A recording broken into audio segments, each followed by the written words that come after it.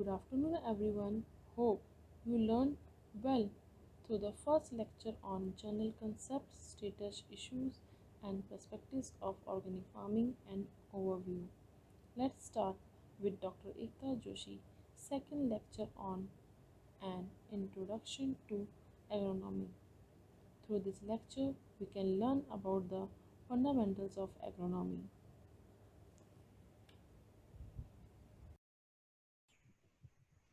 Sure, ma'am. Okay, done.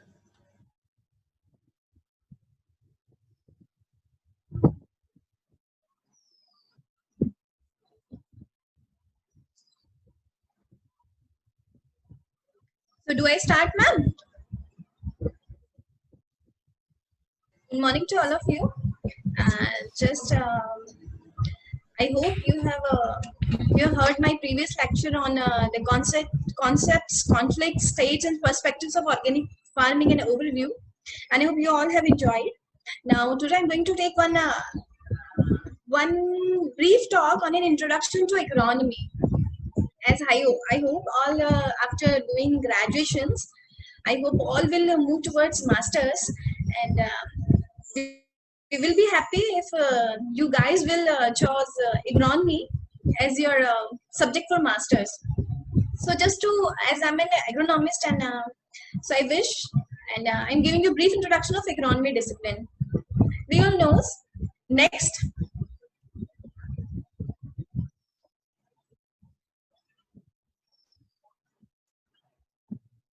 next. So, firstly, one broad term comes to our mind. That is the field of agriculture. You guys are going to do BSc. If you are in a graduation, you are doing BSc in agriculture, and you are reading number of subjects. I hope more than 50 subjects you are going through in your degree. So, firstly, the first thing strike to our mind: what is agriculture?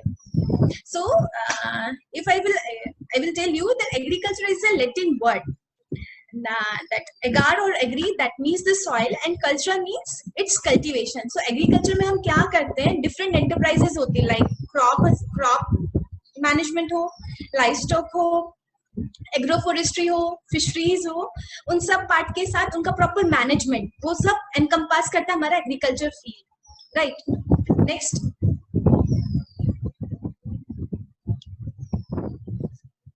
और अगर हम agriculture को देखें तो agriculture practices as the universe has been created, तब से हमारे agriculture practices हो रही है, और हम ह्यूमंस उनको कल्टीवेट कर रहे हैं, क्रॉप्स कल्टीवेट कर रहे हैं, रेयरिंग्स भी कर रहे हैं. बट एग्रीकल्चर में हम नेचुरल प्रैक्टिसेस से क्रॉप ग्रो करते हैं, then it comes to our market, right. और हम उनके पोस्ट हार्वेस्ट लॉसेस को कम करने के लिए उनको इंडस्ट्रियल प्रोसेसिंग्स में डालते हैं. So there is a big difference between agriculture field and industrial field. If you see agriculture में हमारे पास सेल्फ जनरेटेड रिसोर्सेज होते हैं, लाइक इनपुट जो भी हम यूज करते हैं, as we are using manures as fertilizer source, or we are going to use some brahmastra, neemastra in organic agriculture that we used to prepare from the waste from the cow dung or some other cattles. So they, all the resources are self generated. But in industry what happens, whatever data we are generating in agriculture field, they use that raw data as their primary input. उस raw data से वो उसका secondary formation जो होता है, जो secondary activities होती है, उनसे वो इंडस्ट्रियल आउटपुट बनते हैं. सो जो प्राइमरी आउटपुट होता है वो हमारा एग्रीकल्चर प्रोड्यूस करते हैं, जिसको सेकेंडरी फॉर्म में कन्वर्ट करती है industry sector. So as we agriculturists, we are the direct producers, and industrialists, they are producing the different forms from the raw matter. Like अगर हम fruits की बात करते हैं तो fruits हम provide करते हैं, industry used to go for preparation of jams, jelly, squash, etc. अगर हम like we are producing grain, then like sweet corn की हम बात करते हैं ना, इंडस्ट्री उसका वैल्यू एडिशन करके उसको मार्केटाइज करती है. थर्ड थिंग, एग्रीकल्चर जो है वो फील्ड में है. सो एग्रीकल्चर में फील्ड में वास्ट क्लाइमेट है, उन क्लाइमेटिक कंडीशंस को हम कंट्रोल नहीं कर सकते. But in industry we are able to control the situation, the environment, because हम छोटे एरिया में, क्लोज एनवायरमेंट में ह्यूमन इंटरफेरेंस में प्रोड्यूस बनाते हैं इंडस्ट्रीज में. एट द सेम टाइम जो एग्रीकल्चर फील्ड है ये इंटरवोवन है डिफरेंट स्ट्रीम्स का, इसमें नंबर ऑफ मास पीपल इसमें वर्क करते हैं मिलके. बट इंडस्ट्री में एक स्मॉल सेटअप होता है जिसमें आपके डिफरेंट यूनिट्स होती है, सब यूनिट्स होती है, हर एक का डिफरेंट मैनेजर्स एंड सब डिवाइडेड होती है activities. Next,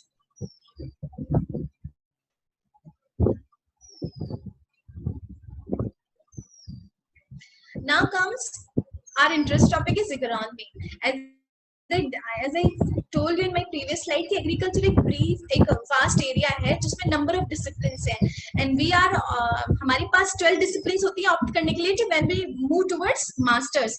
So if you talk about agriculture में agronomy भी है, entomology भी है, pathology भी है, biotech भी है, genetics भी है, engineering भी है. It is covering every aspect. But when we comes towards agronomy is totally concentrated towards crop management.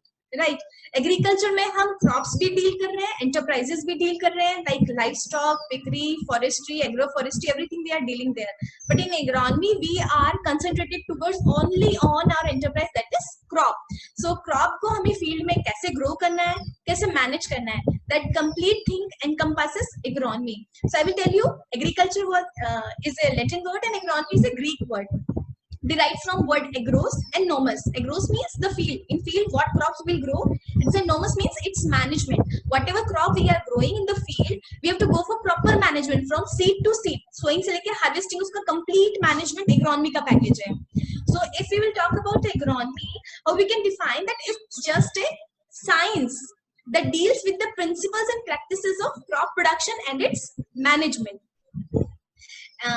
Next इसमें हम बात करेंगे तो एग्रोनॉमी की एक डेफिनेशन है जो एक हमारे बहुत ही एमेरिटस साइंटिस्ट और जो हमारे गॉडफादर एग्रीकल्चर फील्ड में उनके थ्रू दी गई थी. और मैं हर एग्रोनॉमिस्ट को जो भी एग्रोनॉमी में एमएससी, पीएचडी और बीएससी भी करते हैं उनको हमेशा एडवाइस करती हूँ कि हमें हमेशा अपने मदर फील्ड की डेफिनेशन एक डिफाइंड पर्सनैलिटी के थ्रू जो डिफाइंड होती है उसको हमें हमेशा मदद करना चाहिए. So Norman Borlaug, everybody knows him very well. He is the father of Green Revolution. So he gave the definition of agronomy very beautifully. In 1980, Norman sir had defined agronomy as the science that manipulates the crop complex. Right? Manipulation means management. है ना. हम उसको comfort zone provide करते हैं. अगर nature में, climate में कुछ वेगरीज है जिस कारण क्रॉप को फेवरेबल सिचुएशन नहीं मिल रहा है, then through management aspects we manipulate that environment, that micro environment for the crop. Micro और मैक्रो क्या होता है? Macro means large scale. हम क्लाइमेट को भी चेंज नहीं कर सकते, बट किसी क्रॉप के छोटे से एरिया का माइक्रो क्लाइमेट हम बदल सकते हैं. लाइक अगर हम किसी रूम में बैठे हैं, वहां बहुत गर्मी है, तो मैं वहां कूलर चला लूंगी so that I can change the micro climate of that room.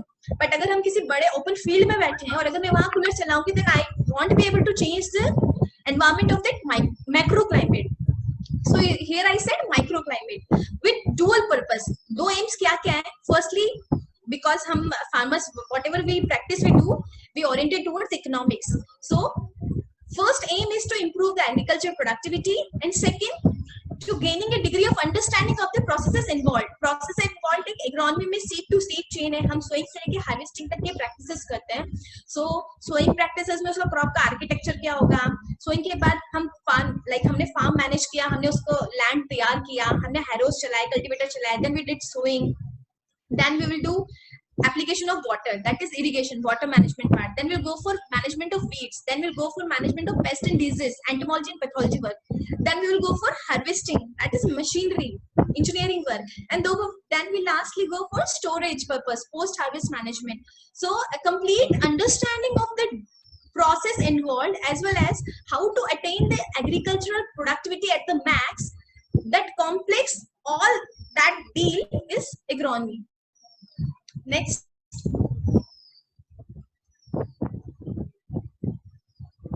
So here I just gave a small backslide, please. Previous slide, sir.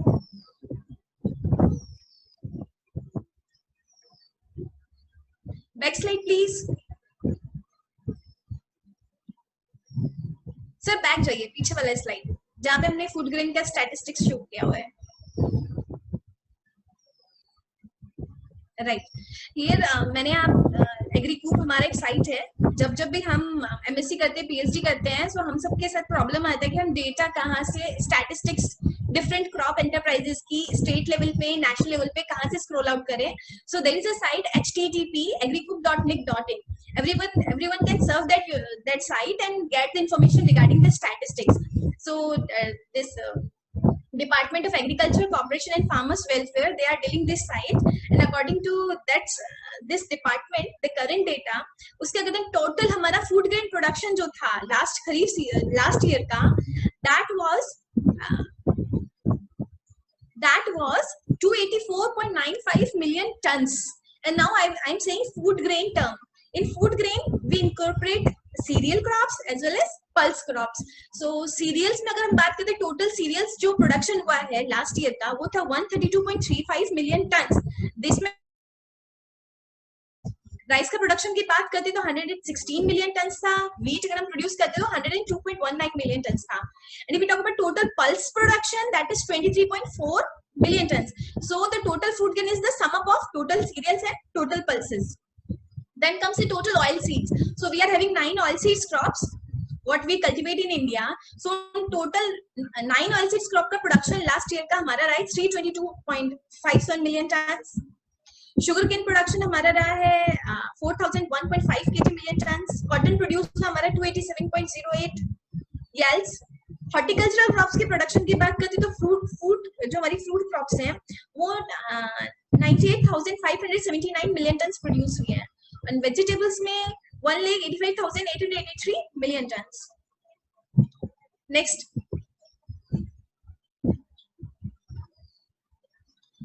another things like agriculture में हमारे 4 मेन स्ट्रीम्स होती हैं. जब भी हम बीएससी के बाद एमएससी ऑप्ट करते हैं, तो जब हम एमएससी करना चाहते होते हैं, हमारे पास 4 सब्जेक्ट्स आते हैं. क्रॉप इम्प्रूवमेंट, जो मेन डिविजन है, crop improvement, crop management, crop production and social sciences. Crop improvement means जहाँ पे हम वेराइटीज डेवलप करते हैं, तो ब्रीडिंग एंड बायोटेक इस डिविजन में आते हैं. जब भी आप एमएससी के लिए अप्लाई करेंगे तो आपको इस डिवीजन में अप्लाई करना होगा. अगर एक आता है हमारा एनआरएम, नेचुरल रिसोर्स मैनेजमेंट या क्रॉप मैनेजमेंट, उसमें आपका agronomy, environment science, soil science, seed tech, crop physiology, engineering and agriculture meteorology govern होते हैं. थर्ड डिवीजन होता है हमारा क्रॉप प्रोटेक्शन, तो इसमें हमारा एंटोमोलॉजी, पैथोलॉजी, निमेटोलॉजी कवर हो जाता है. सोशल साइंसेस में मींस हमारा एक्सटेंशन और इकोनॉमिक्स आ जाता है. और अलाइड डिसिप्लिन्स में हम स्टैट्स ऑप्ट करते हैं जब हम एमएससी करते हैं. हम मैथमेटिक्स और बायोकेमिस्ट्री, दे आर लाइक जब हम एग्रीकल्चर स्ट्रीम से थोड़ा सा अलग करना चाहे तो. नेक्स्ट, सो बेसिकली हमारे पास 4 डिविजन्स होते हैं: crop improvement, crop production, crop protection and social sciences. Crop production को क्रॉप मैनेजमेंट भी कहते हैं, नेचुरल एनआरएम स्ट्रीम भी कहते हैं, natural resource management sector. Next,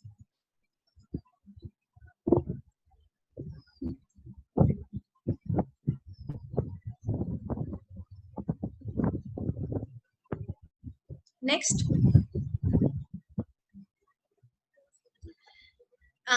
like sometimes जब हम अभी अभी हम अगर बीएससी में है तो हमारे सामने क्वेश्चन पुट ऑन होता है कि अगर हम एमएससी में एग्रोनॉमी ऑप्ट करेंगे, so what is expected from an agronomist, कि हम एग्रोनॉमी में आके क्या काम करेंगे, हमारी स्पेशलाइजेशन क्या होगा.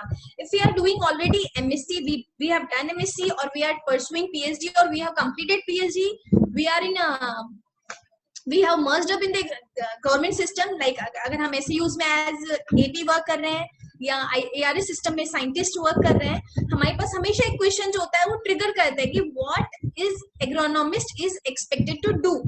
सो अगर मैं एग्रोनॉमिस्ट की बात करूं तो एग्रोनॉमिस्ट हमारा कंप्लीट, जैसे मैंने कहा एग्रोनॉमी डील करता है complete crop management. Like crop management में हमारी जितनी भी सीरियल्स क्रॉप्स होती हैं, हम जितने भी पल्सेस होते हैं, जितनी भी ऑयल सीड्स है, जितने भी फॉडर क्रॉप्स है, वो सब एनकम्पास करते हैं. इसमें क्या होता है, हम सीड टू सीड प्रिपरेशन करते हैं. लाइक कौन सी वैरायटी किस सिचुएशन में, किस कंडीशन में ग्रो करेगी. लाइक अगर सलाइन सिचुएशंस है तो कौन सी वैरायटी के लिए कौन सा मैनेजमेंट प्रैक्टिसेस होगा. अगर ड्रॉट कंडीशंस है तो जो वैरायटी ड्रॉट के लिए रिलीज हुई है उसको ड्रॉट कंडीशंस में क्या पैकेज ऑफ प्रैक्टिसेस प्रोवाइड करने होंगे. अगर वो इरिगेटेड कंडीशंस के लिए कोई वैरायटीज है किसी क्रॉप की, तो इरिगेटेड कंडीशंस के लिए क्या पैकेज ऑफ प्रैक्टिसेस होंगे, वो सब एग्रोनॉमी डिफाइन करता है. And package of practices full package, like उसमें आपका डेंसिटी, ज्योमेट्री, आपका मतलब आपका paste recommendations, weed management, irrigation management, like water management, what I said, and harvesting complete आता है. एट द सेम टाइम किस क्रॉप को कितना मॉइस्चर के साथ कितना डिग्री टेम्परेचर पे स्टोर करना है, कैसे करना है, ये सब प्रैक्टिसेस हम एग्रोनॉमी डील करते हैं. So as an agronomist we are doing to work of physiologist also, we are doing to work of soil scientist also, क्योंकि हम फर्टिलिटी भी टेस्ट करते हैं. सॉइल फर्टिलिटी के अकॉर्डिंगली हम क्रॉप को क्रॉप सिलेक्शन करते हैं और पैकेज ऑफ प्रैक्टिसेस बनाते हैं. हम एज एंटोमोलॉजिस्ट का भी काम करते हैं. So and best part is कि एग्रोनॉमिस्ट के लिए स्टैटिस्टिक्स की नॉलेज होना बहुत इंपॉर्टेंट है, बिकॉज अगर आपका लेआउट प्रॉपरली चॉक आउट हुआ है, देन मैनेजमेंट पार्ट अच्छे से डील हुआ है, तो क्रॉप अपना फुल पोटेंशियल एक्सलीड करेगी, अपनी कंप्लीट पोटेंशियल, जो उसकी पोटेंशियल यील्ड्स होती हैं, जो फेवरेबल एनवायरनमेंट में एक वैरायटी दे सकती है, वो जब फील्ड में आती है तो उस पोटेंशियल को अचीव करें. इसके लिए हम सभी पैकेज ऑफ प्रैक्टिसेस बनाते हैं. सो एग्रोनॉमिस्ट का पार्ट है कि वो क्रॉप बेस्ट परफॉर्म करे हमारे मैनेजमेंट एनवायरनमेंट में. So for that what we used to do, we go for proper selection of proper season. कि राइस है तो राइस हमारा खरीफ में ग्रो होगा, वीट की वैरायटीज है हमारी रबी में क्रॉप होंगी, लाइक मेज की कुछ वैरायटीज जो रबी में भी परफॉर्म करती है और हमारी खरीफ में भी परफॉर्म करती है. So accordingly we select the variety, right? Then we go for proper method of cultivation. Like हम line sowing करेंगे कि उसका broadcasting करेंगे कि अगर उसका क्रॉप का सीड, लाइक हम स्वीट कॉर्न की बात करते हैं, तो स्वीट कॉर्न का जो सीड होता है वो बहुत कॉस्टली आता है. सो वी गो फॉर डिपलिंग, क्योंकि अगर हम उसमें ब्रॉडकास्ट करेंगे तो बहुत ज्यादा सीड वेस्ट होगा. जैसे बाजरा है और मस्टर्ड है, उनका सीड बहुत छोटा छोटा होता है. सो उसका लाइन सोइंग के लिए हम लाइक उसमें थोड़ा सा रेत सैंड मिला के अप्लाई करते हैं ताकि सीड जो है वो इकोनोमाइज हो. अगर हम डायरेक्ट डालेंगे तो एप्लीकेशन सीड रेट भी ज्यादा लगेगी, सीड ज्यादा यूज होगा, eight the same time proper application भी नहीं होगा. ठीक है, कि हमें कौन सा फर्टिलाइजर किस डोज पे किस टाइम पे अप्लाई करना है, हमें कौन से हर्बिसाइड्स, कौन से मेथड्स वीट कंट्रोल के लिए यूज करने हैं, हमें वाटर किन क्रिटिकल स्टेजेस पे देना है, ठीक है, और किन मेथड से देना है.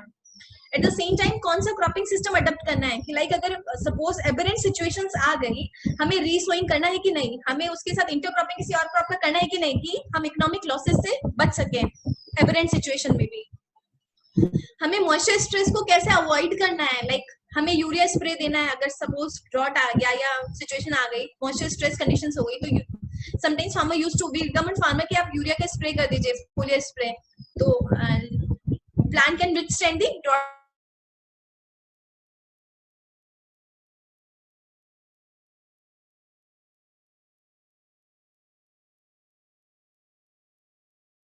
सिचुएशन. हम complete package of practice develop economics deal कर, क्योंकि हमारा मदर स्ट्रीम है. अगर हम एग्रीकल्चर में मदर स्ट्रीम्स की बेसिक सब्जेक्ट्स की बात करते हैं तो इकोनॉमी एक बेसिक सब्जेक्ट में आता है. इकोनॉमी हुआ, सॉइल साइंस हुआ, एंटोमोलॉजी है, पैथोलॉजी है, जेनेटिक्स है, दे comes under basic streams. So as economists we are doing a number of jobs, but I'm not saying कि agronomist अकेला सब काम कर लेता है. Agronomist will go hand in hand with other disciplines, क्योंकि कहते हैं ना अकेला हम सिंगल यूनाइटेड नहीं है. जब हम सिंगल में स्ट्रेंथ नहीं है, जब हम यूनाइटेड होंगे तो नंबर एक्टिविटीज हम प्रॉपर वे में कैरी आउट कर पाएंगे. नेक्स्ट, तो as an agronomist we should know कि हमारी एग्रीकल्चर कैसे रिवॉल्यूनाइज हुई है. तो जो हमारा ग्रीन रिवॉल्यूशन, जैसे हमने कहा कि जो डॉक्टर थे डॉक्टर नॉर्मन ई बॉरलॉग, वो हमारे फादर ऑफ ग्रीन रिवॉल्यूशन कहलाते हैं, क्योंकि वही थे जिन्होंने कुछ हाई यील्डिंग वीट की वैरायटीज फर्स्ट टाइम इंडिया में इंट्रोड्यूस की थी 1963 में, राइट. जब वीट की नई वैरायटीज आई थी और फिर उन वैरायटीज को हमने proper irrigation, heavy irrigation apply किया, हमने उन हाइब्रिड्स को प्रॉपर फर्टिलाइजर्स प्रोवाइड किए, तो सडनली इंडिया में बम्पर प्रोडक्शन हुआ और हम with in 4 or 5 years self sufficient हो गए.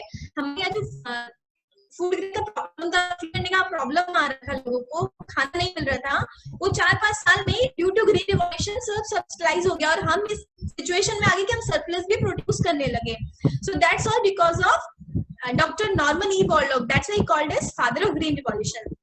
When we see the India's program, India के सिचुएशन में उन वेराइटीज को परफॉर्म कराने के लिए जो सबसे बड़े इनिशिएटिव्स लिए गए थे, वो हमारे रोज ब्रीडर थे doctor M S Swaminathan.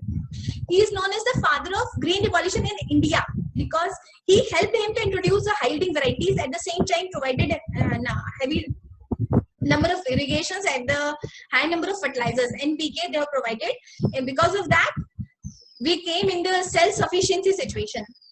Next. Now, after green revolution, number of revolution have taken places. If we talk about अभी हम milk production में world में lead करते हैं, that is because of that this white revolution, Operation Flood जिसे कहा जाता है, ये हमारे dairy field में आया था. Green revolution everybody knows food grain production. In food grain I said cereals भी आते हैं और pulses भी आते हैं. The yellow revolution comes in oil seed crops. Then blue revolution came in fisheries. Golden revolution for fruit horticultural crops. Grey revolution comes for fertilizer production, क्योंकि यहाँ पे फर्टिलाइजर जो हमने प्रोडक्शन स्टार्ट किया यूरिया एंड एसएसपी, हम उसमें enough produce कर पाते हैं ताकि हमारी रिक्वायरमेंट्स को फुलफिल कर पाए, तो that is because of grey revolution. Pink revolution comes to sea food, prawns में. रेड रिवॉल्यूशन आता मीट्स एंड टमेटोज में. ब्राउन रिवॉल्यूशन पोटैटोज के लिए. Like on silver revolution eggs के लिए, पोल्ट्री में आया. रेनबो ओवरऑल ग्रोथ के लिए माना गया. हमारे एग्रीकल्चर फील्ड में ओवरऑल ग्रोथ के लिए हमने रेनबो रिवॉल्यूशन टर्म यूज किया है. और energy revolution comes to for our nutritional security and environmental security. So these terms have been given and exams में, कभी कभी आरएस में, कभी हमारे जेआरएफ या नेट वगैरह में कभी कभी टर्म्स पूछ ली जाती है. तो हम as an agriculturist we should know what revolution come in which field. Next, now comes the classification of the crops. Basically हम ऑन्टोजेनी मीन लाइफ साइकिल कि वो एनुअल क्रॉप है कि पेरिनियल क्रॉप्स होंगी या बाइनियल क्रॉप्स होंगी, उनकी economic value क्या होगी. लाइक अगर पल्स है तो पल्स की वैल्यू क्या है, ऑयल सीड्स उनको डिफाइन किया उनकी इकोनॉमिक वैल्यूज के बेस पे. Then comes the botanical classification. हर एक को हमने जो साइंटिफिक क्लासिफिकेशन की फैमिलीज एंड जीनस वगैरह बनाए. देन सीजंस बेसिस पे खरीफ रबी जायद हमने क्लासिफाई किया है. बेस्ड ऑन क्लाइमेट की ट्रॉपिकल है, सब ट्रॉपिकल है, और हमारा टेम्परेट क्रॉप्स है. लाइक चेरीज वगैरह, एप्पल्स है, they used to call temperate. ये जहाँ जो हिमाचल और कश्मीर में हो सकते हैं वो ट्रॉपिकल एनवायरनमेंट में ग्रो नहीं कर सकती. That's why they are called as temperate crops. Next, so just simply इधर based on life cycle annual crops आती है. तो मोस्टली जो भी हम कल्टीवेट करते हैं क्रॉप्स वो एनुअल है. बाइनियल क्रॉप्स में हम क्या लेते हैं, जैसे हमारा शुगर केन है, शुगर बीट है, ये क्रॉप्स बाइनियल है. पेरिनियल में हमारी आती है नेपियर ग्रासेस, जो फॉरेज पर्पस के लिए हम यूज कर सकते हैं, जो परमानेंट लॉन्ग ट्रीज है, जैसे बीचल सुपारी हो गई, आपका कोकोनट ट्रीज हो गए. So these are perennial crops, right. जैसे आपकी स्पाइसेस हैं, दे आर पेरिनियल क्रॉप्स. अगर हम इकोनॉमी के बेस पे देते तो इकोनॉमिक बेस पे हमने cereals, oil seeds, pulses, starchy crops, sugar crops, then your medicinal crops, root crops, हमने इनको ऐसे डिफाइन किया है. सीरियल्स की बात करते हैं तो cereals means Annapurna, goddess, Ceres word से जनरेट हुआ है. और बेसिकली सीरियल्स में स्टार्च होता है जो हम राइस में यूज करते हैं, और प्रोटीन कंटेंट के लिए इनको यूज किया जाता है. सीरियल्स हम मेनली मोनोकॉट होते हैं, उनमें डाइकॉट्स नहीं होते, उनमें दो दल नहीं होते, सिंगल कॉटिलिडन होता है और सिंगल ग्रेन होता है, पैनिकल्स बियर करते हैं. नेक्स्ट,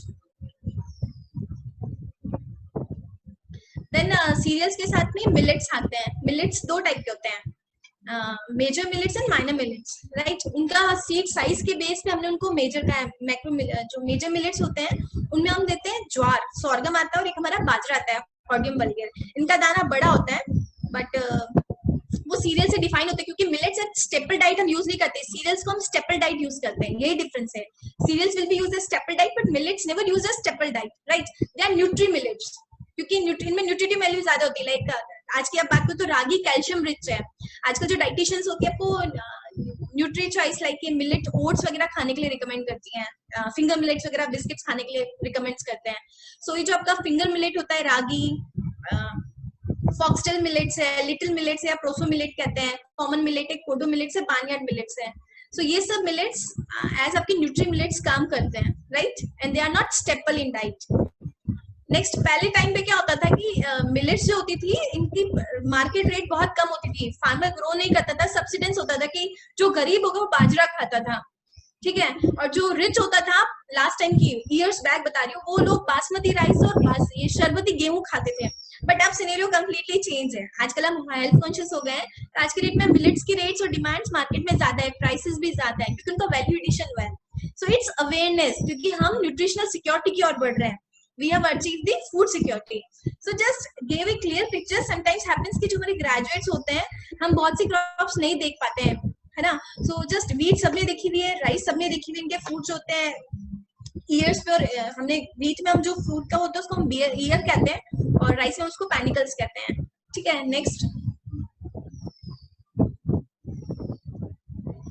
मेज में डिफरेंट, जैसे स्वीट कॉर्न भी होता है हमारा, पॉपकॉर्न्स होते हैं, डेंट कॉर्न्स होते हैं, नॉर्मल मक्का होती है, और कुछ हमारी बेबी कॉर्न्स होते हैं. सो बेसिकली उनकी क्या होती है, मैनेजमेंट ऑफ प्रैक्टिसेस डिफर हो जाती है उनकी यूटिलिटी के बेस पे. सो जो मेज होता है यूटिलिटी बेस पे 6 डिफरेंट सब स्पीशीज में डिवाइडेड है. ये हमने जनरल एक पिक्चर दिया है मेज का. बाजरा और सोरगम में डिफरेंशिएट ऐसे करते हैं कि बाजरा में एक सॉलिड ग्रेन बेयरर होता है ना, सॉलिड निकला हुआ होता है। और जो ग्रेन्स होते हैं, जिसमें मैंने कहा ये सीरियल से डिफरेंट है, इसको हम मेजर मिलेट्स कहते हैं, इनका सीड थोड़ा बोल्ड होता है। नेक्स्ट, और बाजरा जो होता है इसमें फैट और आयरन कंटेंट बहुत होता है, इसलिए सर्दी में हम इसको बहुत ज्यादा खाते हैं। सबसे ज्यादा जो फैट कंटेंट होता है और जो आयरन कंटेंट होता है मिलेट्स और सीरियल सब में मिला के बाजरा में हाईएस्ट होता है। नेक्स्ट,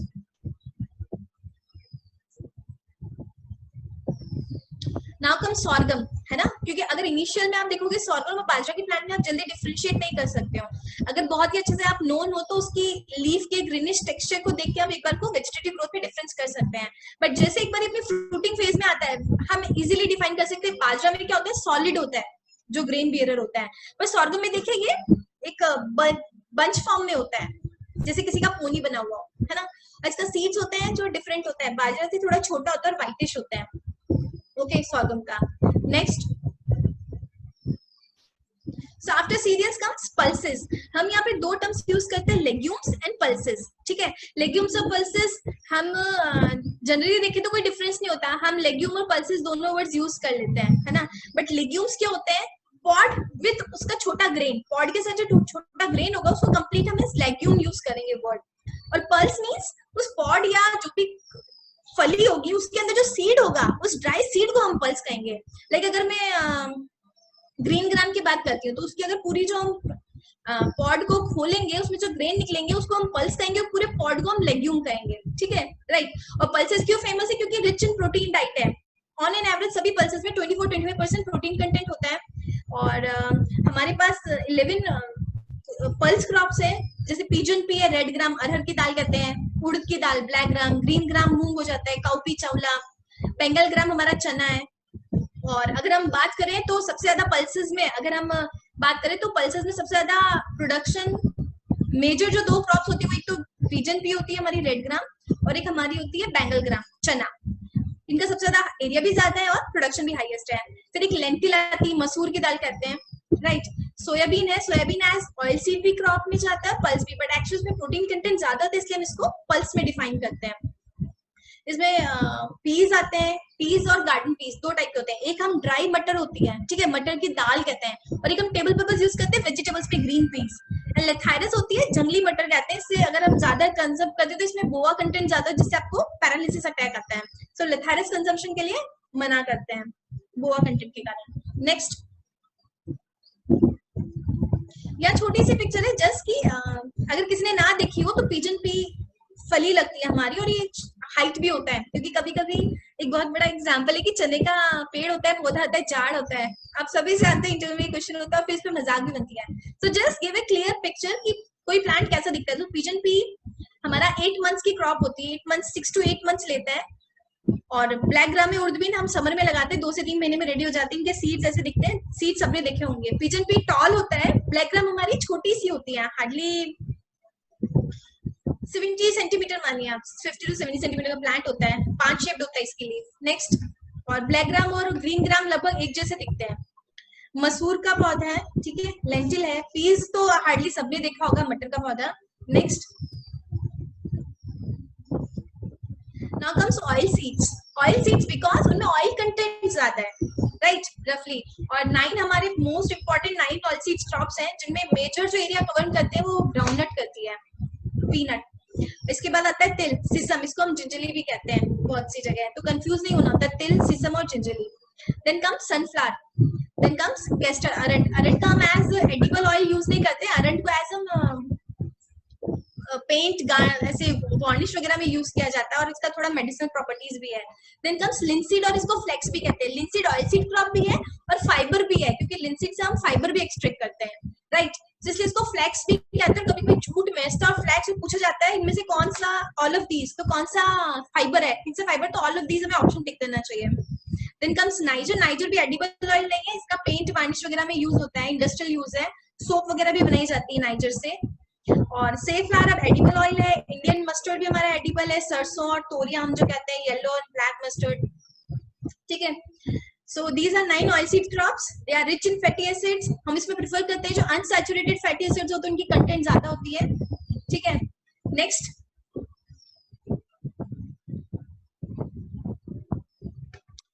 ये सोयाबीन का पौधा है। मेनली जो खरीफ सीजन में अभी जो ऑयल सीड्स लगती है वो सोयाबीन और ग्राउंडनट लगती है। सो ग्राउंडनट में आपने देखा हो तो इसमें नीचे पैगिंग्स होती हैं, इनके फ्लावर्स जो होते हैं वो गाइनोफोर्स होते हैं, वो मिट्टी की तरफ मूव करते हैं ग्रेविटी में और सॉइल के अंदर जाके पॉड फॉर्म करते हैं। इसलिए ग्राउंडनट थोड़ी ब्यूटीफुल क्रॉप है ऑयल सीड्स में, इसे क्वीन ऑफ ऑयल सीड्स इसलिए कहा जाता है क्योंकि इसकी ब्यूटी है, गाइनोफोरस इसका नेचर। नेक्स्ट, सोयाबीन का सीड चवला के जैसे लगता है बट ये एडिबल नहीं है। हमेशा सोयाबीन का सीड जो हम डायरेक्ट कंज्यूम नहीं करते हैं, इससे हम बाई प्रोडक्ट्स बनाते हैं, लाइक फूड बनता है, सोयाबीन की बड़ी बनती है, देन ये कंजम्पशन में आता है। सनफ्लावर के सीड्स भी बहुत हेल्दी है, हार्ट पेशेंट के लिए सनफ्लावर के सीड्स रिकमेंड किए जाते हैं। और सनफ्लावर तो सभी जानते हैं, बहुत हमारे साउथ में सनफ्लावर का कल्टीवेशन ज्यादा है, एरियल प्रोडक्शन। नेक्स्ट, ये सेफ फ्लावर है जो बाय मिस्टेक ग्राउंडनट लिखा गया है। It's a safe flower plant. Safe flower जो हम कुसुम का पौधा कहते हैं, ये कुसुम का पौधा है, ब्लैक ब्लैक छोटे सीड्स हैं, right? That is by mistake I wrote groundnut there, it's a safflower. Next,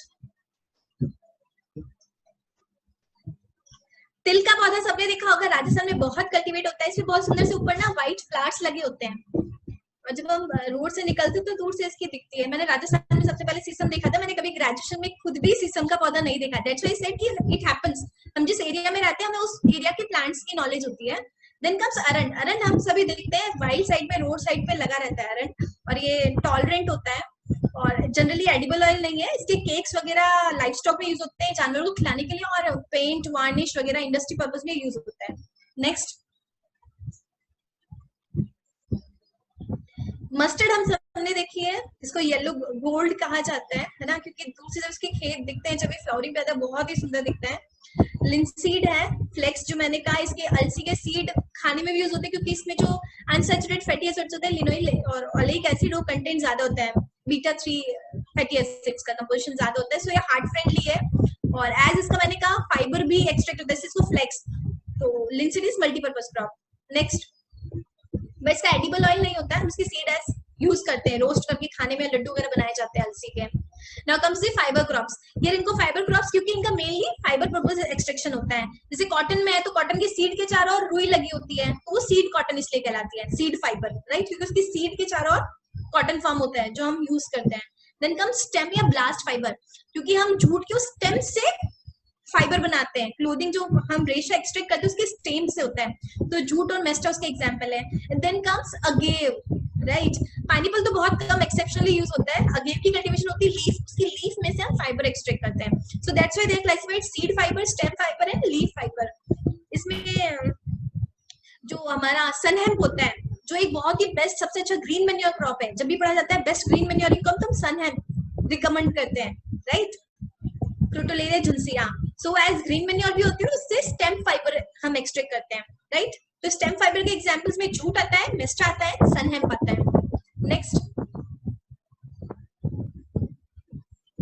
so just give a picture. देखिए यहाँ पे जूट जो है वो कट करके रखा हुआ है, ये वाटर, स्टैंडिंग वाटर में होता है, और फिर इसको कट करके स्टेम को बहुत टाइम तक वाटर के अंदर डिप किया जाता है ताकि जो ऊपर का ग्रीन पार्ट होता है वो डिसॉल्व होके हट जाए। देन उसमें से हम फाइबर का एक्सट्रैक्शन करते हैं, और इसकी वाटर के अंदर डिपिंग कितना टाइम इसको डिप रखना उस पर डिपेंड करता है कि इसका फाइबर किस क्वालिटी का हम प्रोड्यूस करेंगे, राइट? नेक्स्ट, और ये वेस्ट बंगाल में ज्यादा होता है जूट का, आपने देखा हो वेस्ट बंगाल की साइड है major cover area. Now come sugar crop. Sugar crops क्यों, उनमें शुगर कंटेंट ज्यादा होता है, लाइक शुगर केन हम सभी जानते हैं, शुगर केन से हमारा शुगर, हम गुड़ बनाते हैं, जैगरी बनता है, गुड़िया शक्कर कहते हैं, शुगर उससे प्रोड्यूस होती है, मोलासिस बनते हैं, राइट? बगासे उसका वेस्ट होता है, जब शुगर केन में से जूस एक्सट्रैक्ट कर ले तो वेस्ट जो बचता है रेशा, वो बगासे कहलाता है। और जब हम इससे शुगर बनाते हैं, जूस एक्सट्रैक्शन के बाद जो वेस्ट है वो बगासे, और जब शुगर बनती है, शुगर प्रोडक्शन में जो बाय प्रोडक्ट बनता है वो प्रेस मड है। जो प्रेस मड है हम सॉइल में अमेंडमेंट यूज करते हैं, क्योंकि प्रेस मड क्या कहते हैं, जहां पे भी पर प्रेस मड एप्लीकेशन का ध्यान इसलिए रखना होता है क्योंकि इसमें ना सैलिनिटी प्रॉब्लम इससे कॉज होती है, तो हमने सॉइल टेक्स्ट करके फिर प्रेस मड को अप्लाई करना चाहिए सॉइल अमेंडमेंट, राइट? और एज हम इसको फीड भी कर सकते हैं, इसकी जो ग्रीन लीव्स होती है एज फॉडर यूज होती है जानवरों को खिलाने में। शुगर बीट हम सभी जानते हैं, चुकंदर बहुत ही हेल्दी होता है प्लांट, और इसमें शुगर कंटेंट सबसे ज्यादा एक्सट्रैक्ट होता है, right? Next, sugar recovery percent जो होता है शुगर बीट का शुगर केन से ज्यादा होता है, 40%, 42%। नेक्स्ट, तो ये सबने देखा है, शुगर प्लांट भी देखा है, शुगर केन और शुगर बीट भी देखा है। नेक्स्ट ना comes fodder forage crop. Fodder forage में हम जैसे हमारे जितने भी क्रॉप्स है, जैसे बरसीन हम लेते हैं, है ना, रजका कहते हैं हम, ल्यूसन जिसको रजका कहते हैं यहाँ लैंग्वेज में, और आपका मेज जो होता है कुछ लोग as forage green fodder use करते हैं जिससे साइलेज बनता है। देन नेपियर ग्रास होती है जो पेरिनियल है नेचर में, उसको कट करते रहो, number of cuttings 10 to 11 cuttings we can take. यूनिया ग्रास है, राइट, ये सब हमारा एज यूज होता है। सॉर्गम भी कुछ लोग एज फॉडर यूज करते हैं, लाइक नंबर ऑफ कटिंग्स ले लेते हैं उसमें भी। जो ल्यूसन मैंने कहा, बरसीन है, डेस्मेंथस, ये सब लेग्यूमिनस है, सोइल में नाइट्रोजन भी फिक्स करती है और फॉडर भी यूज होता है, रिच होती है, और जानवर ज्यादातर ल्यूसन और बरसीन को पसंद करते हैं। स्पाइसेस कॉन्डिमेंट्स है, क्योंकि स्पाइसेस और कॉन्डिमेंट्स क्या है, जो हम जस्ट स्मॉल क्वांटिटी में फ्लेवर और टेस्ट के लिए डालते हैं, जो हमारे फूड का टेस्ट को एनहेंस कर देता है। These are called spices and condiments. तो इनमें जितने भी हमारे हम किचन में यूज करते हैं तड़का लगाने में, जैसे आपका राई हुआ, क्यूमिन हुआ, जीरा, आपकी मेथी हुई, फेनुग्रीक, गार्लिक है, आपका अदरक है, हल्दी है, चिली पाउडर जो हम यूज करते हैं, गरम मसालों में हम जो कुछ भी डालते हैं, स्टार हो गया आपका, onions, coriander, they all are spices and condiments जो हमारे फूड के टेस्ट को एनहेंस करते हैं, हमारी आंखों को जो देख के अच्छे लगते हैं। क्योंकि कॉन्डिमेंट्स क्या कहते हैं, हम जो भी हमारे फूड को कलर देते हैं और टेस्ट देते हैं। हल्दी आपके फूड को कलर देती है, चिली आपके फूड को कलर देती है, टेस्ट देती है, ठीक है। इनको स्मॉल क्वांटिटी में यूज किया जाता है, that's why they are called spices and condiments. Basically horticulture department इनको डील करता है, but we agronomist can also grow spice crops in intercropping with this हमारी अदर क्रॉप्स के साथ में, इकोनॉमिकल क्रॉप्स। नेक्स्ट, सो ये बरसीम और एलिफेंट ग्रास है। नेक्स्ट, फोटोक्रॉप्स के एग्जांपल्स हैं। एलिफेंट ग्रास हम नेपियर ग्रास को कहते हैं। नाउ कम्स मेडिसिनल प्लांट्स, जिससे हम कुछ ड्रग्स बनाते हैं, मेडिसिन बनाते हैं, राइट। जैसे मिंट है, सुथौल वगैरह बनता है, मिंट से हम पेपरमिंट्स वगैरह एक्सट्रैक्ट करते हैं, टबैको में से हम निकोटीन एक्सट्रैक्ट करते हैं, मेडिसिन में वेरी स्मॉल क्वांटिटीज में यूज करते हैं, ठीक है। ऐसे हमारा ओपियम आता है, अफीम, in very small quantity used as drug, medicinal drug, right. But वो नार्कोटिक डिपार्टमेंट उनको डील करता है, क्योंकि they all are narcotics, means जिनसे नशा होता है। So small quantity we can use for medicine and drug purpose. So they are also called as drug crops. Beverages means जो drink के लिए हम use करते हैं, जैसे हमारा चाय हुआ, कॉफी हुआ, कोकोआ प्लांटेशन हुआ, कोकोआ जो हम कॉफी चॉकलेट फ्लेवर देता है, so उनको हम इसलिए beverages कहते हैं। Then comes vegetable crops. Everybody knows green manure crops. I already told. Sanem है, sesbania है, cowpea है, green corn, they all used as green manure crops. जो soil में fertility को improve करता है. In organic farming we use green manuring. Next. Similarly some root crops, जो root मतलब जिनके जो सॉइल के अंडर ग्रो होती हैं, जैसे हमारी मूली हुई, गाजर हुआ, टर्निप हुआ, अपना शकरकंदी है, स्वीट पोटैटो, ये सब। ट्यूबर क्रॉप्स हम पोटैटो वगैरह लेते हैं, एलिफेंट याम लेते हैं, जो हम रतालू खाते हैं, दे आर ट्यूबर क्रॉप्स, उनमें स्टार्च कंटेंट ज्यादा होता है। देन टेपियोका वगैरह स्टार्ची क्रॉप्स, जैसे। नाउ नेक्स्ट, ड्रेज क्रॉप और मेडिसिनल क्रॉप्स आर सेम, ठीक है। This is not dredge crop, this is drug crop. By mistake, I done mistake somewhere. Next, अब सभी ने देखा है टर्निप, शकरकंद, गाजर सब लगता हुआ। प्लांटेशन क्रॉप में टी हमने देखी है ना, फोटोज में देखी होगी, फेस टू फेस किसने नहीं देखी। कॉफी का प्लांटेशन साउथ में इतना होता है कि अगर आप कहीं पे हट्स वगैरह में रहने भी जाते हैं, वन नाइट कैंपिंग भी करते हैं, तो वहाँ कॉफी प्लांटेशन है चारों तरफ, इतनी भीनी भीनी खुशबू आती रहती है कॉफी प्लांटेशन की। छोटे छोटे ना, जैसे मैं कैसे बोलूँ, करोंदा सीड होता है ना, वैसे इसका फ्रूट लगता है, ठीक है। उसको फिर ड्राई किया जाता है, प्रोसेस किया जाता है, फिर उससे पाउडर करके कॉफी बनाई जाती है। कुछ फिल्टर्ड कॉफीज होती है, कुछ हम जो हम ये ब्रू वगैरह यूज करते हैं, डायरेक्ट कॉफीज होती हैं। कोकोनट प्लांटेशन सभी ने देखा है, रबर प्लांट होता है, सब ने देखा है हमने। So these are plantation crops and beverages. Next, they all are perennial. Season base में हम सभी जानते हैं खरीफ क्रॉप्स जो मॉनसून के साथ, जैसे हमारा साउथ वेस्ट मॉनसून 1 जून इंडिया को स्ट्रक करता है, 15 जून तक हमारा central India, north India cover कर जाता है। सो बस मॉनसून के साथ ही जो क्रॉप्स ग्रो कर दी जाए, they all are kharif crops. और जैसे हमारा अक्टूबर में कट हो जाता है, ठीक है, इनकी हार्वेस्टिंग हो जाती है, देन रबी क्रॉप्स हम ग्रो करते हैं, जो उनको विंटर मतलब उसको चिलिंग टेम्परेचर, कम टेम्परेचर चाहिए, ठीक है, ब्राइट सनशाइन आवर्स चाहिए, और ठीक है, वो जो शॉर्ट डे प्लांट्स होते हैं, ऑल आर रबी क्रॉप्स, ठीक है। अक्टूबर टू नवंबर में हम ग्रो करते हैं, जनवरी फरवरी मार्च अप्रैल तक हमारा, जैसे वीट वगैरह हम मार्च अप्रैल में कट कर लेते हैं, March and April first week. Then comes zaid crop, summer crops, जो जो हमारे रबी और खरीफ के बीच के गैप को फिलर का काम करता है, ठीक है। वो हम तो उसमें हम मेनली पल्सेस लेते हैं, ग्रीन ग्राम, शॉर्ट ड्यूरेशन जो होती है, फिर कभी ग्रीन मैन्योरिंग के लिए सनहेम टेजा फर्टिलिटी इंप्रूव करने के लिए यूज कर लेते हैं। Then on climate base I already told कि कुछ ट्रॉपिकल्स होते हैं, कुछ सब ट्रॉपिकल्स होते हैं, कुछ ये बेस्ड ऑन टेम्परेचर क्लासिफिकेशन है। जिनको कम टेम्परेचर चाहिए, चिलिंग चाहिए, वो टेम्परेट क्रॉप्स हो गए, जिनको हाई टेम्परेचर चाहिए वो ट्रॉपिकल क्रॉप्स हो गए, राइट। सब ट्रॉपिकल हमारा इंडिया, हम सब कॉन्टिनेंट में, सब ट्रॉपिकल कॉन्टिनेंट में रहते हैं। Done. Next,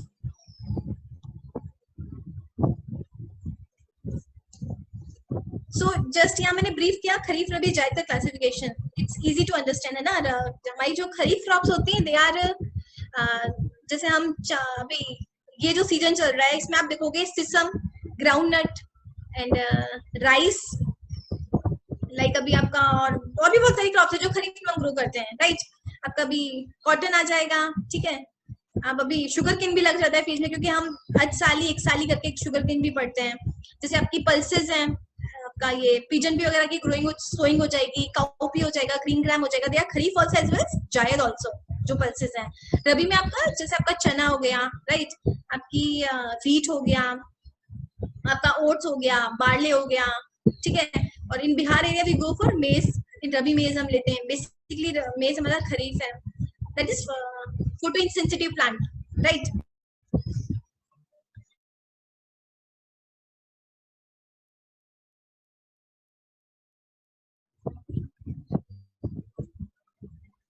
next, so just as an agronomist from crop seed to seed, हम क्या करते हैं पहले सॉइल प्रिपेयर, यहाँ मैंने जस्ट ब्रीफ इंट्रोडक्शन दिया क्रॉप्स क्या, कौन कौन सी क्रॉप्स हम एज एग्रोनॉमी में डील करते हैं, उनका क्लासिफिकेशन डिफरेंट, उनकी लाइफ साइकिल, टेम्परेचर इस बेस पे हमने दिया, सीजन बेस पे। Now firstly we have to prepare the soil, right. Then what will do, हम जब लैंड प्रिपेयर कर लेते हैं, लेआउट बना लेते हैं, then we go for sowing of the crops और सीड्स, है ना। उसके हम डिफरेंट सोइंग मेथड्स यूज करते हैं। Then we go for addition of manures, हम फर्टिलाइजर एज कुछ बेसिल डोज देते हैं, कुछ बाद में हम टॉप ड्रेसिंग करते हैं। Then go application of water, that is irrigation, artificial application of water. Sometimes अगर खरीफ है तो हम रेनफॉल से हो जाता है, जो हम रेनफेड कंडीशंस कहते हैं, जो सिर्फ मॉनसून रेनफॉल पे डिपेंड करती है क्रॉप्स, और जो इरिगेटेड होती है उनको हम इरिगेशन प्रोवाइड करते हैं, वो सिर्फ रेनफॉल के साथ इरिगेशन रिक्वायर्ड होता है। Then comes weed management, then comes pest management, then comes storage and harvest. Next,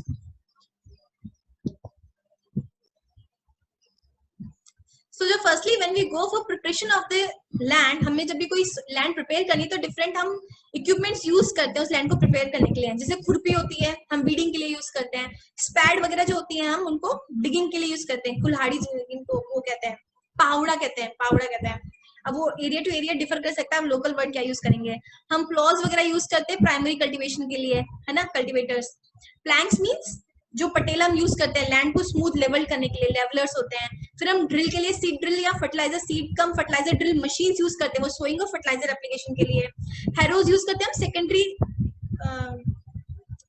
secondary tillage के लिए, है ना, आ जाए आपका रोटावीटर्स वगैरह, हैरो प्राइमरी में, है ना। देन कम सिकल्स, क्या बोलते हैं हम सिकल को, जो हम घास काटने के लिए, सब सरफेस से हम जो घास कट करते हैं, सिकल उसके लिए यूज करते हैं। Use to sprayers to spray the weedicide, herbicide, pesticides. और कंबाइंस हम यूज करते हैं हार्वेस्टिंग पर्पस के लिए, कंबाइंड हार्वेस्टर्स आते हैं या नॉर्मल हार्वेस्टर्स आते हैं। So these are general implements which we use in the field. Next,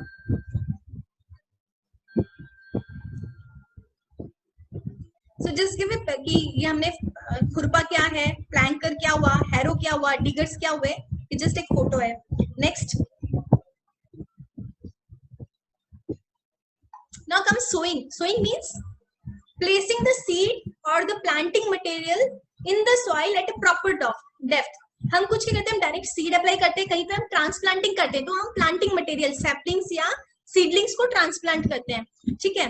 तो sowing is placing of the seed in the fertilized place. जब हम एक रिज ओपन कर देंगे, फर्टिलाइजर अप्लाई कर देंगे, वहां पे हम एक फर्टिलाइज्ड ओव्यूल को प्लेस करेंगे। Seed is called as fertilized ovule. उस प्रोसेस को हम सोइंग कहते हैं, right.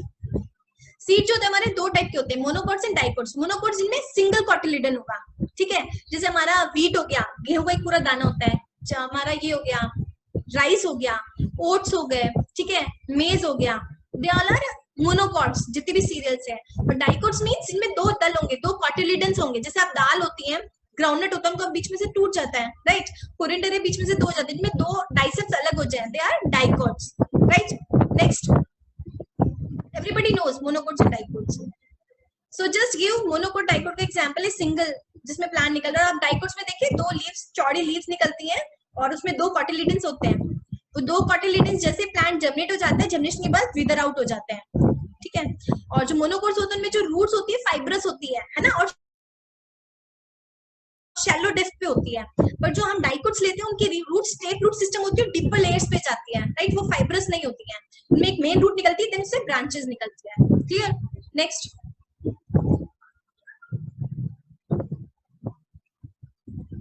Now based on germination, है ना। जर्मिनेशन मींस कुछ हम कहते हैं एपिजियल जर्मिनेशन है, कुछ को हम कहते हैं हाइपोजियल टाइप जर्मिनेशन है। एपिजियल जर्मिनेशन में क्या होता है, जब हमारा जो ग्रेन होता है इसमें आप देखो एक जो जिससे हमारी रूट डेवलप होती है उसको हम कहते हैं रेडिकल्स, और जिससे स्टेम डेवलप होता है उसको हम कहते हैं प्लूम्यूल, राइट। तो एपिजियल जर्मिनेशन में क्या होता है, जो रेडिकल और प्लूम्यूल के बीच का जंक्शन होता है, जहां से कॉटिलिडन्स निकलने होते हैं, वो पहले जमीन से बाहर आते हैं, ठीक है। और वो आके कॉटिलिडन्स बाहर निकलते हैं, इसको हम एपिजियल जर्मिनेशन कहते हैं। इसमें प्लूम्यूल जो होता है वो जमीन के अंदर दबा रह जाता है। नेक्स्ट, और जो हाइपोजियल होता है इसमें क्या होता है कि आपका जो प्लूम्यूल होता है वो जमीन से बाहर निकल आता है, और कॉटिलिडन्स जो होते हैं वो सरफेस के अंदर रह जाते हैं, और उस प्लूम्यूल से पहले आपकी लीफ निकल आती है, ठीक है। इसको हम हाइपोजियल जर्मिनेशन कहते हैं। तो हाइपोजियल जर्मिनेशन जो होता है बेसिकली हमारी कोकोनट्स हो गए, जितने भी कुकुम्बर्स नहीं, आपका वीट्स हो गए, मेज हो गया, बार्ले हो गया, पीस हो गया, इनमें हाइपोजियल जर्मिनेशन होता है। और एपिजियल जर्मिनेशन होता है आपका जितने भी कुकुम्बर्स हो गए, आपके जितने भी पल्सेस हो गए, ग्रीन ग्राम, ब्लैक ग्राम, और आपका राइस हो गया, इनमें आपका एपिजियल जर्मिनेशन पाया जाता है। Next, now comes the methods of sowing, है ना, कि हम किस मेथड से क्रॉप को सो करेंगे।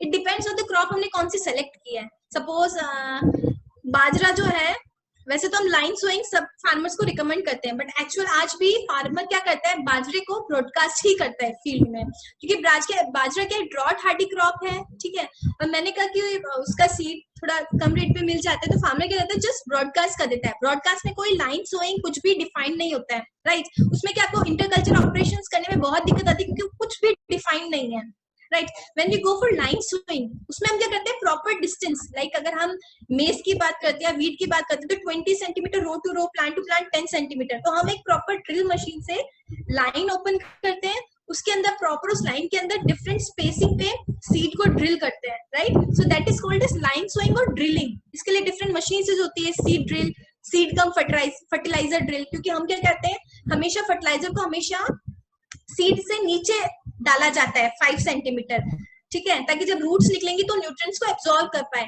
अगर हम सीड पहले डाल देंगे उसके बाद फर्टिलाइजर डालेंगे तो क्या होगा, फर्टिलाइजर जो सीड होगा वो बर्न हो जाएगा, क्योंकि जो फर्टिलाइजर वो केमिकल रिएक्शन करता है। केमिकल रिएक्शन में कुछ एल्कलाइन हो सकती है, कुछ एसिडिक हो सकती है, उसका सीड जल जाता है। So always keep in mind fertilizer पहले प्लेस होंगे ड्रिल्स के through, then comes seed placing, then comes dibbling. Dibbling means इसमें एक डिबल होता है, हम क्या करते हैं पहले फिंगर से एक सॉइल के अंदर एक स्पेस बनाते हैं, उस स्पेस के अंदर हम सीड को डिपल कर देते हैं, प्लेस कर देते हैं। ये हम तब करते हैं जब हमारा रीसोइंग करना हो, लाइक क्लाइमेट चेंज हुआ, क्रॉप सोइंग फेल हो गई, तो हम क्या करते हैं, seed is very important now, तो हम उस कम सीड को छोटी छोटी जगह पे डिपल कर करके जाते हैं, ड्रिल नहीं करते हैं। और कभी कभी तो कुछ क्रॉप्स बहुत कॉस्टली होते हैं, जैसे स्वीट कॉर्न का मैंने एग्जांपल दिया, तो सीड बहुत कॉस्टली आता है ना। जैसे आपकी ये मेलन्स होते हैं, उनके सीड्स बहुत कॉस्टली आते हैं, उनको क्या करते हैं हम डिबल करते हैं प्लेसेस पे, ठीक है।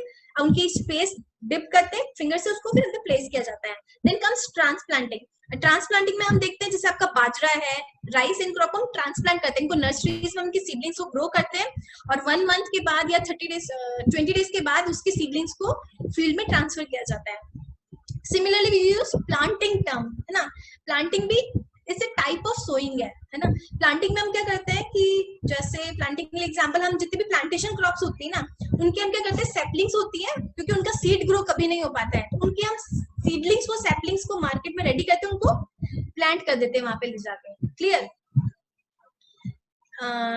Then comes putting seed behind the plough. This ये लिटिल बिट सिमिलर है आपका ड्रिलिंग के. इसमें हम क्या, जैसे ड्रिल में ड्रिल मशीन यूज होती है, प्लो में हम जितने भी देसी प्लो होते हैं, बुलक ड्रॉन है कुछ भी, उनसे भी सोइंग कर देते हैं. नेक्स्ट, सो वेरी सिंपली मैंने सब डिफाइन किया. ब्रॉडकास्टिंग क्या हुआ, ड्रिलिंग क्या हुआ. अभी मुझे लग रहा है यहाँ अगेन डिस्कस करने का नीड नहीं है. तो जितने भी हम करंट में प्रैक्टिसेस करते हैं, मेनली ड्रिलिंग हो रही है, लाइन स्विंग की जाती है. कुछ कुछ क्रॉप्स में जहाँ पे जैसे बाजरा वगैरह या ड्रॉट, जहाँ वहां हम ब्रॉडकास्ट कर देते हैं. ब्रॉडकास्ट रिकमेंडेड नहीं है क्योंकि उसमें सीड वेस्टेज बहुत ज्यादा है. नेक्स्ट, डिबलिंग मैंने बताया, हम सिंपल सीड को डिबल करते जाते हैं जहाँ सीड बहुत कॉस्टली हो, बहुत इंपॉर्टेंट हो. लेकिन अगर ग्राउंडनट की बात करते तो हम मार्केट में ग्राउंडनट का सीड लेने जाते तो 100 rupees kg, and farmers going to grow an area of about in hectares or in acres. So वहाँ पे seed cost is very important. तो there we use dibbling method. Sweet corn हुआ, cotton हुआ, groundnut हुआ, जिनका seed बहुत costly होता है. At the same time hybrids, Monsanto से अगर हम BT cotton लेंगे, we don't go for broadcast or drill, हम वहाँ पे dibbling करेंगे because seed is very costly. Monsanto is providing seed is very costly.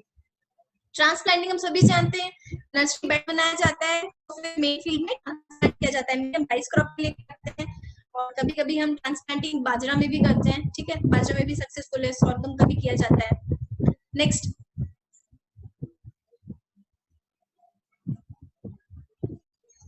Now comes tillage and tilth. हम क्या करते हैं, tilth is means the physical condition of the soil. ठीक है, टिल्थ क्या हुआ, हमने जो टिलेज, और टिलेज क्या आपका मैनिपुलेशन ऑफ द सॉइल. जब हम किसी सॉइल को ओपन करते हैं, इट ओपन करना इज टिलेज. ठीक है, उसको फिजिकली डिस्टर्ब करना.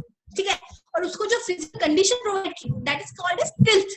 How is the tilth of the soil, physical condition कैसी सॉइल की, बुरबुरी है कि टाइट है कि कॉम्पैक्ट है, that is tilth. And tillage manipulation, अगर हमने सॉइल को ओपन किया है या सॉइल को टर्न आउट किया है, मिक्स किया है रोटावेटर्स के थ्रू. ठीक है, प्राइमरी जिसे हम कहते हैं primary tillage. Primary tillage means just opening of the soil, हम सॉइल को बस ब्रेक ओपन कर रहे हैं. Secondary means we are mixing the soil, नीचे के लेयर को ऊपर ला रहे हैं, ऊपर के लेयर को नीचे ले जा रहे हैं, that is secondary tillage. Right, through help of rotavators we do, harrows we do. And tillage हमें क्यों करना होता है, ताकि हम सॉइल की कॉम्पैक्टनेस को ब्रेक कर सके, कैपिलरीज को ब्रेक कर सके. राइट, सॉइल को प्रॉपर, क्रॉप को प्रॉपर एक सोइंग के लिए बेड प्रोवाइड कर सके. क्लियर. नेक्स्ट, डिफरेंट प्राइमरी और सेकेंडरी टाइप के टिलेज होते हैं. देन इट्स बेस्ड ऑन कि किस टाइप, लाइक कंजर्वेशन टिलेज भी होता है, जीरो टिलेज भी होता है, और आपका मिनिमम टिलेज भी होता है. These are ploughs. ठीक है, ये प्राइमरी टिलेज में यूज होते हैं ploughs, may be wooden plough जो पहले के टाइम में यूज होते हैं, बुलक ड्रॉन्स. आयरन प्लोज आते हैं आजकल, हर फार्म पे आयरन प्लॉज अवेलेबल है. नेक्स्ट,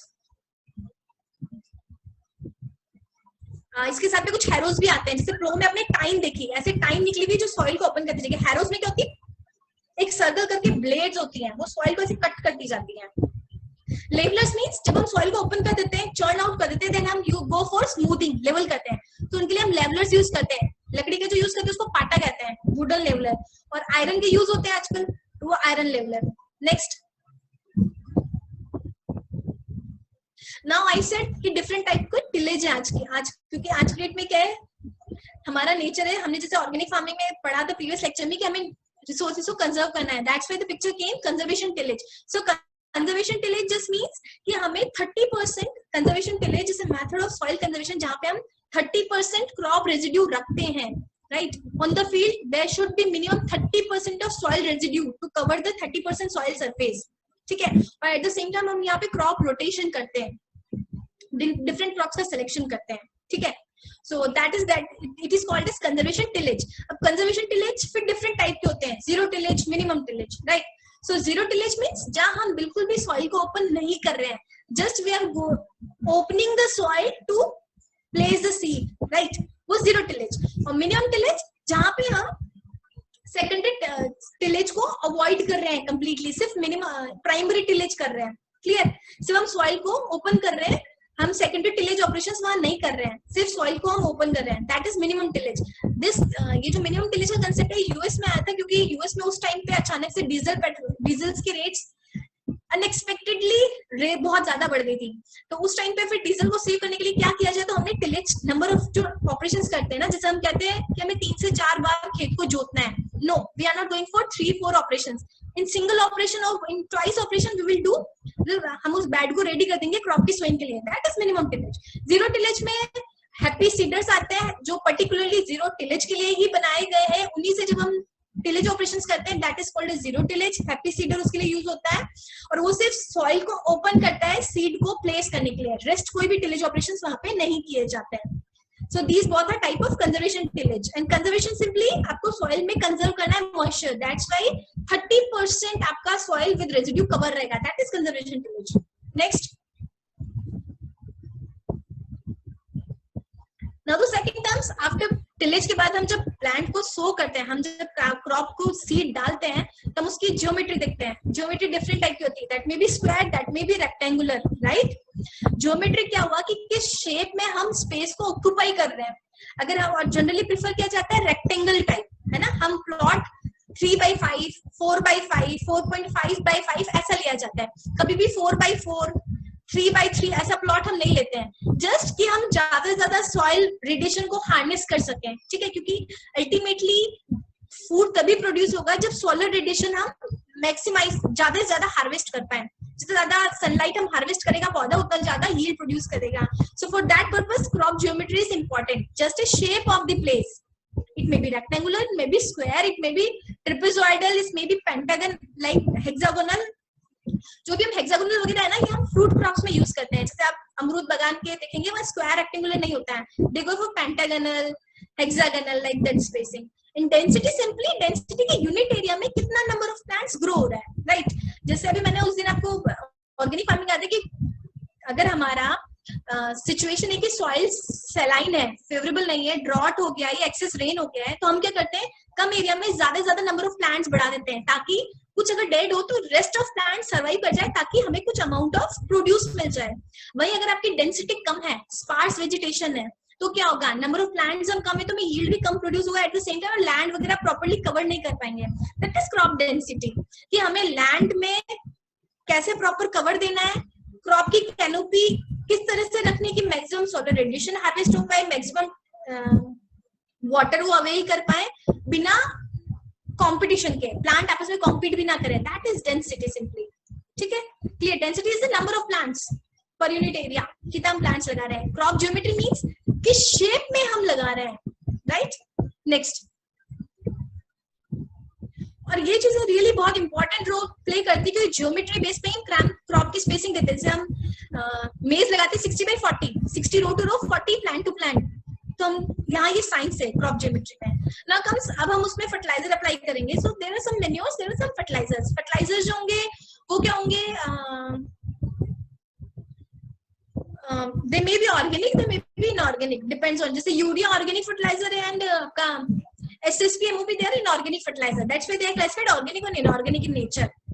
Can, है ना? Then manures means they are completely organic in nature. They will be bulky in nature, है ना? Bulky nature में होंगे, कम से कम nutrient supply करेंगे, उनसे nutrient release धीरे-धीरे होगा, है ना? और वो natural होंगे।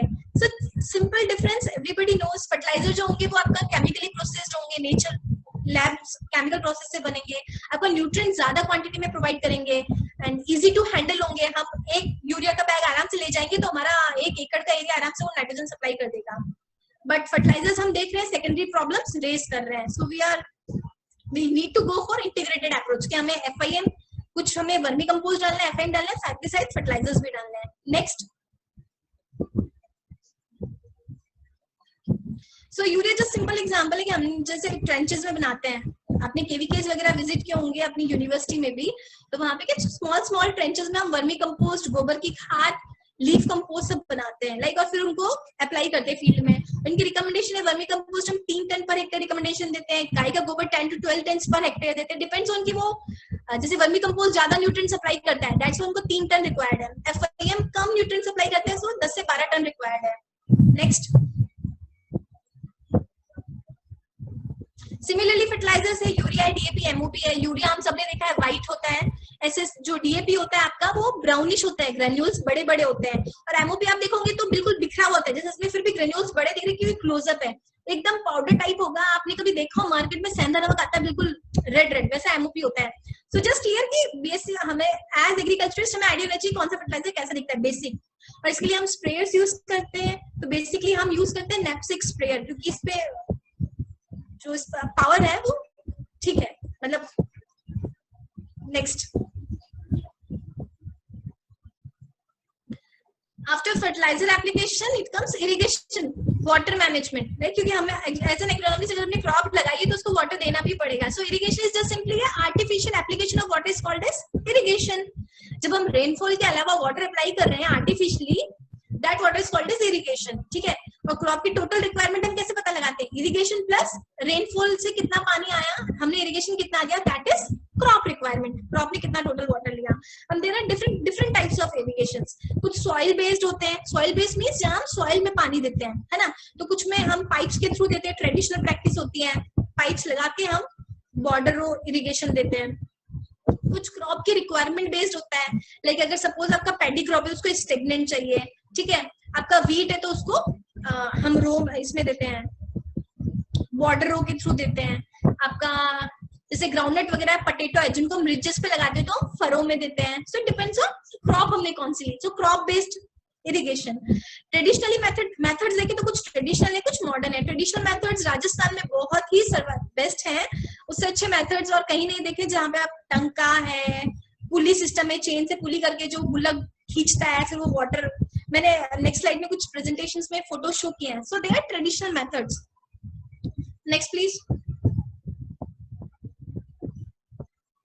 सी यहाँ मोर सिस्टम इज ट्रेडिशनली आप उसमें डाल रहे हो, उसको क्या कहते हैं, उसको पुली के थ्रू हम ड्रेंच कर रहे हैं. सब ट्रेडिशनल मेथड से हम ईयर बैक से करते आ रहे हैं. चेन पुली में आप मोटर लगा देते हैं, वो अपने आप पानी खींचता रहता है और फील्ड में लाके उसको ड्रेन आउट कर देता है, डंप कर देता है, ऐसे करके. नेक्स्ट.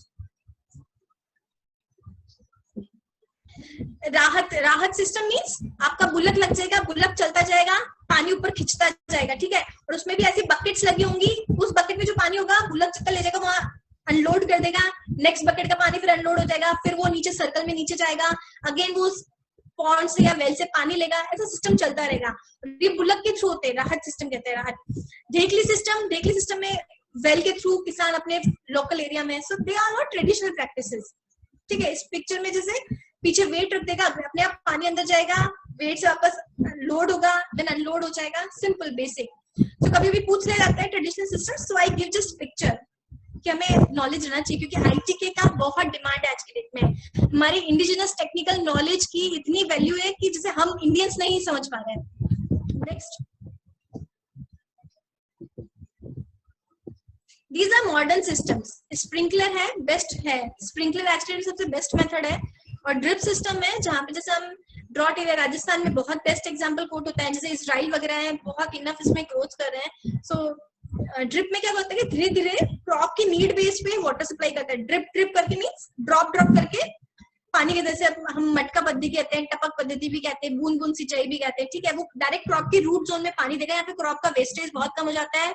वाटर यूज एफिशिएंसी जो 95% कम ले पाते. स्प्रिंकल सिस्टम जो है, जहाँ पे क्या है कि लैंड अंडुलेटेड है, पहाड़ी एरिया है जहाँ पे भी, वहां पे हम आराम से स्प्रिंकल सिस्टम को सेटअप लगा देते हैं. पानी फव्वारा पद्धति कहते हैं. पानी इवन अपना सप्लाई होता है. इसमें भी वाटर यूज एफिशिएंसी 70 to 80% तक होती है compare to our traditional practices, border method वगैरह वगैरह. सो ये मॉडर्न मेथड में ड्रिप इरिगेशन, स्प्रिंकल सिस्टम है. आज की डेट में ऑटोमेटेड सिस्टम हो गए. आप डायरेक्ट कट ऑफ डाल दीजिए, टाइम सेट कर दीजिए, उतना टाइम पे पानी सर्वाइव करेगा, आपका कट ऑफ ऑटोमेटिकली हो जाएगा. अगेन आपने जो टाइम सेट किया उस पर वापस वाटर सप्लाई स्टार्ट हो जाएगी. नेक्स्ट. तो आज की डेट में स्प्रिंकलर ज्यादा यूज हो रहा है. ड्रिप, और गवर्नमेंट भी सब्सिडीज प्रोवाइड कर रही है फार्मर्स को इसको अडॉप्ट कराने के लिए. नेक्स्ट.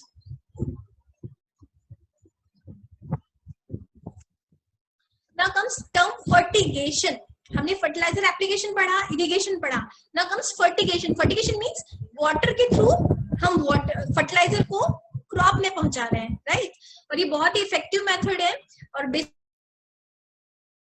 जनरली हम जो हमारे फर्टिलाइजर है, नाइट्रोजन प्लस सल्फर, सिर्फ एन और सल्फर के लिए हम फर्टिगेशन अप्लाई कर पाते हैं. इन दो फर्टिलाइजर्स को हम वाटर के थ्रू, इरिगेशन के थ्रू क्रॉप फील्ड में प्रोवाइड कर देते हैं. ठीक है. सो इसके बहुत से बेनिफिट्स हैं. आपका मैनुअल एप्लीकेशन का लेबर बच जाता है, इजी है, जल्दी अप्लाई हो जाता है, यूनिफॉर्मली अप्लाइड होता है, क्योंकि जो क्वांटिटी वाटर में डिसॉल्व हो गई है, वाटर अगर आप ड्रिप और स्प्रिंकलर के थ्रू दे रहे हैं तो यूनिफॉर्मली आपके सारे प्लांट्स को जाएगा. आपकी एफिशिएंसी जो फर्टिलाइजर एफिशिएंसी है वो उसकी सेविंग हो जाती है, 30 to 40% तक एनहेंस हो जाता है जनरल से. ठीक है. जबकि फर्टिलाइजर के लीचिंग लॉसेस होते हैं, वेस्टेज, वो वोलेटिलाइजेशन, वो सब चेक हो जाते हैं इसके अंदर. और जो आपके आप इनको अदर के साथ जैसे सिंगल टाइम का मल्टी एप्लीकेशन, आप इनको अदर जो भी कंपेटेबल हर्बिसाइड्स है फंजीसाइड्स है उनके साथ भी अप्लाई कर सकते हैं, बशर्ते हमें देखना है कि वो केमिकल्स आपस में कंपेटेबल होने चाहिए और eight the same time water में डिसॉल्व होने चाहिए। नेक्स्ट कम्स, बट जितने से एडवांटेजेस है कुछ उसके डिसएडवांटेजेस भी है। समटाइम्स क्या होता है कि अगर आपने प्रॉपर डोज कैलकुलेट नहीं किया है, that cause toxicity to the crop as well as to the worker. अगर आपने ठीक से उसको अप्लाई नहीं किया, like when we used to apply go for any chemicals, तो हम क्या रिकमेंड करते हैं, आपको मास्क पहनना है, आपको ग्लव्स पहनने हैं, प्रॉपर प्रोटेक्शन यूज करनी है, प्रॉपर डोज अप्लाई करना है। समटाइम्स क्या होता है जो बैक फ्लो होता है उसका भी चांसेस हो जाता है। बैक फ्लो मींस जब प्रेशर प्रॉपर मैनेज नहीं होता है, प्रॉपर प्रेशर पे पानी नहीं जाता है, अगर प्रेशर कम है तो वो पानी आगे जा नहीं पाता, वो बैक फ्लो आ जाता है, तो आपके फील्ड में पहुंचा नहीं, वहां आपका लॉस हो गया। सिमिलरली कुछ केमिकल्स कंपेटेबल नहीं है एक दूसरे के लिए, तो उनका मिक्सिंग करके अप्लाई नहीं कर सकते हैं। कुछ फर्टिलाइजर्स सॉल्युबल नहीं है वाटर में, तो उसको हम अप्लाई नहीं कर सकते हैं, इसलिए मैंने कहा नाइट्रोजन और सल्फर प्रेफरेबली यूज होते हैं, जबकि प्योर के क्या होता है कि इनसॉल्युबल होते हैं, वो प्रॉपर्ली डिसॉल्व नहीं होते, इस कारण में अप्लाई कर नहीं कर पाते हम उनको। एट द सेम टाइम कुछ कोरोसिव होते हैं, मींस रस्टिंग प्रॉब्लम हो जाता है ना, तो भी ठीक नहीं है, जो हम सिस्टम में वो खराब हो सकता है, तो हमने उसकी कोरोजन कितनी है, क्या है, सेफ है, उतना ही डोज अप्लाई करना है। और eight the same time water की क्वालिटी भी चेक करनी है कि पीएच इसी वाटर का कैसा है, सैलिनिटी कैसी है, कि फर्टिलाइजर कहीं रिएक्ट तो नहीं करेगा, उसकी अवेलेबिलिटी में प्रॉब्लम तो नहीं आएगा। क्लियर? एंड कॉस्ट भी है, राइट। नेक्स्ट, क्योंकि आप जो फर्टिलाइजर आप ब्रॉडकास्ट कर रहे हो सेम आप फर्टिगेशन में यूज नहीं कर सकते हो। Next comes weed management. Weed management में हमने डिफरेंट मेथड्स पढ़े हैं, cultural method, chemical method, physical method, biological methods, right. सो cultural means preventive measures, precautionary हम क्या क्या कर सकते हैं, इसमें हमका लैंड प्रिपरेशन, कि आप जहां से ट्रैक्टर यूज कर रहे हो उसके व्हील्स में वो वीड सीड्स नहीं होना चाहिए, आप जो शूज पहन के फील्ड में जा रहे हो आपके शूज में वो वीड सीड नहीं होना चाहिए, आप जो वाटर अप्लाई कर रहे हो उस वाटर में वो वीड सीड नहीं होना चाहिए, क्योंकि there are ways through which weed seeds flow. कुछ वाटर से होते हैं, कुछ एयर से होते हैं, कुछ ह्यूमन से होते हैं, राइट, कुछ इम्प्लीमेंटेशन से होते हैं, so they comes under cultural methods. Then comes फिर आपका स्टेल सीड बेड टेक्निक है, that is sort of cultural method. Then comes physical measures, soil solution हो गया आपका, मैकेनाइज आप जो खुरपी वगैरह देते हैं, और आप फिजिकल मेजर्स खुरपी के थ्रू आप ये सब हैंड वीडिंग कर रहे हैं। Then comes chemicals, number of chemicals in market, हम उनके थ्रू अलग अलग क्रॉप के लिए, अलग अलग वीड्स के लिए, बट इन वीड्स में क्या है कि हम ब्रॉड स्पेक्ट्रम प्रेफर करते हैं, ब्रॉड स्पेक्ट्रम केमिकल यूज हो। ब्रॉड स्पेक्ट्रम मींस जो single chemical number of weeds को कंट्रोल कर पाए सिंगल डोज में, that is called as broad spectrum. तो लेबर सेव भी करता है और इफेक्टिव भी होता है, कॉस्ट इफेक्टिव भी है। Then comes biological measures. Biological measures में हम क्या कहते हैं, जैसे आपका पार्थिनियम है तो हम कुछ बीटल्स छोड़ देंगे, जाइगोग्रामा, हम कहेंगे कि जहाँ पे पार्थिनियम ज्यादा हो कुछ केसिया, अमलतास के सीड्स फेंक दीजिए, अमलतास के रूट्स में जो एक्सुडेट्स निकलते हैं वो पार्थिनियम को ग्रो जर्मिनेट नहीं करने देते सीड्स को। या फिर आप मैरीगोल्ड ग्रो कर दीजिए, मैरीगोल्ड में भी कुछ ऐसे टॉक्सिक्स होते हैं, क्या बोलते हैं, एंटी एलिलोपैथिक केमिकल्स होते हैं जो पार्थिनियम की जर्मिनेशन को इनहिबिट करते हैं।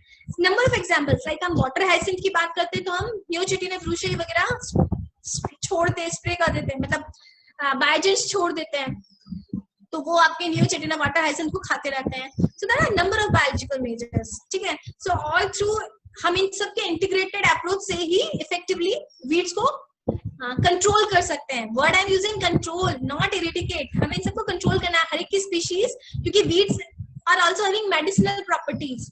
आप इतने सारे वीड्स देखेंगे, उनमें इतनी सारी मेडिसिनल प्रॉपर्टीज जो हम वेजिटेबल्स में नहीं ले पाते। आप जो ये खाते हैं, बथुआ लेते हैं, बथुआ भी वीड है, बट बथुआ में कितना पोटेशियम है, कितना न्यूट्रिशन है। आप यहाँ पे नॉनी कहते हैं, इसको हम क्या कहते हैं, नॉनी की सब्जी बनाते हैं, Noni is also a weed, जो आपका ये क्रीपर टाइप है। मैं दिमाग से उसको वर्ड मिस कर रही हूँ, साइंटिफिक नेम। ऐसे हड्ड जोड़ा है, जो हड्डियां जब ब्रेक हो जाती है उनको जोड़ने के लिए उस वीट हड्ड जोड़ा कहते हैं, उसको हम अप्लाई कर देते हैं तो हड्डियां जॉइंट ले लेती है। So there number of medicinal properties है ना, जो आपको, इसलिए हम वीड्स को हम कंट्रोल करेंगे, इरेडिकेट नहीं करेंगे, क्योंकि नेचर में जो जो बना है हर एक की अपनी इंपॉर्टेंस है। नाउ नेक्स्ट, इसी तरह पेस्ट मैनेजमेंट आता है, ठीक है, पेस्ट और डिजीज मैनेजमेंट, उसके लिए भी आपके डिफरेंट मेजर्स है, chemical, physical, cultural and biological measure. उनके थ्रू हम क्या डिजीज, फंगस, फंगाई को और पेस्ट को कंट्रोल करते हैं। Now at last, after doing all these, जब हमारी क्रॉप राइपन हो जाती है, हमने प्रॉपर उसका मैनेजमेंट कर दिया, देन कम्स इफेक्टिव हार्वेस्टिंग। अगर आपने टाइमली हार्वेस्टिंग नहीं की तो आपके देखते हो पल्स में देखो, अगर आपने टाइमली हार्वेस्ट नहीं किया तो ग्रीन ग्राम पॉट शटर हो जाते हैं, फील्ड में टूट जाते हैं। अगर आपने सीड जैसे व्हीट वगैरह राइस है, उनको प्री मेच्योर स्टेज पे हार्वेस्ट करने में मॉइस्चर कंटेंट ज्यादा होगा तो वो रॉट हो जाएंगे, आप उसको स्टोर नहीं कर सकते हो, आपको प्रॉपर मॉइस्चर कंटेंट देखना पड़ेगा। सो हार्वेस्टिंग के लिए प्रॉपर स्टेज का चॉइस करना is a very important thing, और वो भी हम एग्रोनॉमिस्ट करते हैं। So that's why see what how much you agronomist are important, right. So harvesting में भी डिफरेंट अब इंस्ट्रूमेंट्स यूज होते हैं, ट्रेडिशनल है, सिकल्स वगैरह से कटता है, ठीक है। कॉमन लोकल हार्वेस्टर्स हम यूज कर सकते हैं, लार्ज स्केल पे कंबाइंस यूज होती है, लाइक पंजाब हरियाणा जहाँ large belt area rice wheat grow कर रहा है, then we go for combines, साथ कट कर देता है, एनर्जी सेवर है, ठीक है। And then comes threshing. Threshing means हमने अगर सीड हार्वेस्ट किया तो सीड के ऊपर सीड पोट लगा होता है, उस जैसे हम ग्राउंडनट की बात करते हैं उसको डी पॉटिंग करना पड़ेगा, पॉट तोड़ेंगे तो सीड बाहर आएगा, व्हीट है उसका हस्क हटाएंगे तो व्हीट बाहर आएगा, that removal of that outer coverage matter ना, आउटर लेयर, वो कहलाता है थ्रेशिंग, क्लियर। एंड कंबाइन से करते हैं थ्रेशिंग हार्वेस्टिंग दोनों करते हैं, वो सीधे आपको क्या करेंगे, हार्वेस्ट कंबाइंस होंगी, वो कट करेंगी, ग्रेन को सेपरेट करेंगी, जो स्ट्रॉ होगा उसका बेल्स बनाएंगी, बेलिंग कहते हैं, बेलर्स होते हैं, बेल बना के बंच बना के स्ट्रॉ फेंक देगी और ग्रेन में से आपका श्रेडिंग कर देगी, आपका जो ऊपर का भूसा है उसको हटा देगी, ग्रेन आपको दे देगी। So see combines are really very important, बहुत ही अच्छा मशीन है ये, but on large scale we can go and very costly भी बहुत होता है, ठीक है। बट अगर आपका लार्ज एरिया है तो this is best labour saver है। सो हार्वेस्टिंग और थ्रेशिंग दोनों एक साथ कर देता है, बेलिंग भी कर देता है आजकल, तो बेलिंग बना के आप स्ट्रॉ को मार्केट में बेचो आराम से। Next after harvesting go for storage, है ना। स्टोरेज के लिए डिफरेंट मेजर्स है, अगर ट्रेडिशनल मेजर्स की बात करें तो हमारे घर में कोठी कहते हैं, they are drums, aluminium drums, कोठीज में हम क्या करते थे, टन्स में हम ग्रेन स्टोर करते हैं, तो उसमें क्या करते थे हमारे जो हमारे दादा लोग वगैरह होते थे, पूर्वज होते थे, वो पोटली में आपकी राख बांध देंगे ताकि वो मॉइस्चर एब्जॉर्ब कर ले, नीम की लीव्स डाल देंगे ताकि वो एंटीबायोटिक प्रॉपर्टीज प्रोवाइड करती रहे, ड्राइड लीव्स उसमें मिक्स कर देते हैं, और आजकल वो हम पारे की गोलियां डाल देते हैं केमिकल मेजर्स में, राइट। एंड नंबर ऑफ आजकल तो हमारा साइलेज स्टोरेज हम बनाते हैं, साइलेज बनाते हैं और उनसे हम सॉइलेज बनाते हैं, उसके लिए डिफरेंट बिन्स वगैरह यूज होते हैं, स्टोरेज बिन्स होते हैं। So these large scale units, for that हम उसको प्रॉपर ड्राइंग करके देन प्रॉपर स्टोर करते हैं, स्टोर करने के डिफरेंट मेजर्स होते हैं। सो अगर हम कभी मौका मिलता है डिटेल, तो क्योंकि हर एक चीज को डिटेल में डिस्कस करने में बहुत टाइम लगेगा, या जस्ट मैंने ब्रीफ किया है because I said just an introduction to economy. So summarize की होना क्या क्या चाहिए as agronomist, we have to keep in mind what things we have to do from seed to seed, like next.